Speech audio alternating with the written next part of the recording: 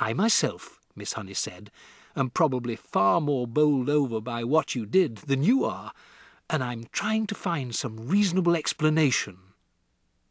"Such as what?" Matilda asked. "Such as whether or not it's got something to do with the fact that you are quite exceptionally precocious." "What exactly does that word mean?" Matilda said.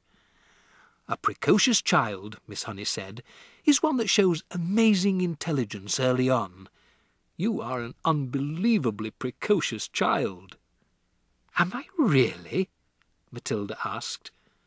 "Of course you are. You must be aware of that. Look at your reading. Look at your mathematics." "I suppose you're right," Matilda said. Miss Honey marvelled at the child's lack of conceit and self-consciousness. "I can't help wondering," she said, "whether this sudden ability that has come to you, of being able to move an object without touching it, whether it might not have something to do with your brain power." "You mean there might not be room in my head for all those brains, so something has to push out?" "That's not quite what I mean," Miss Honey said, smiling. "But whatever happens, and I say it again, we must tread carefully from now on.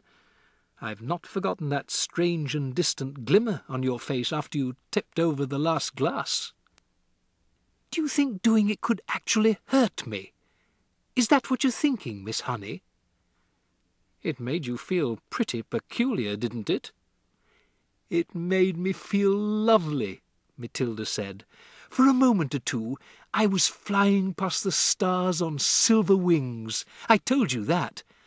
And shall I tell you something else, Miss Honey? It was easier the second time, much, much easier. I think it's like anything else. The more you practice it, the easier it gets." Miss Honey was walking slowly, so that the small child could keep up with her without trotting too fast, and it was very peaceful out there on the narrow road, now that the village was behind them. It was one of those golden autumn afternoons, and there were blackberries and splashes of old man's beard in the hedges, and the hawthorn berries were ripening scarlet for the birds when the cold winter came along. There were tall trees here and there on either side, oak and sycamore and ash, and occasionally a sweet chestnut. Miss Honey, wishing to change the subject for the moment, gave the names of all these to Matilda, and taught her how to recognize them by the shape of their leaves and the pattern of the bark on their trunks. Matilda took all this in and stored the knowledge away carefully in her mind. They came finally to a gap in the hedge on the left-hand side of the road, where there was a 5-barred gate.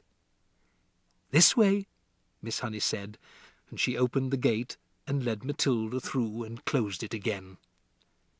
They were now walking along a narrow lane that was no more than a rutted cart track. There was a high hedge of hazel on either side, and you could see clusters of ripe brown nuts in their green jackets. The squirrels would be collecting them all very soon, Miss Honey said, and storing them away carefully for the bleak months ahead. "You mean you live down here?" Matilda asked. "I do," Miss Honey replied, but she said no more.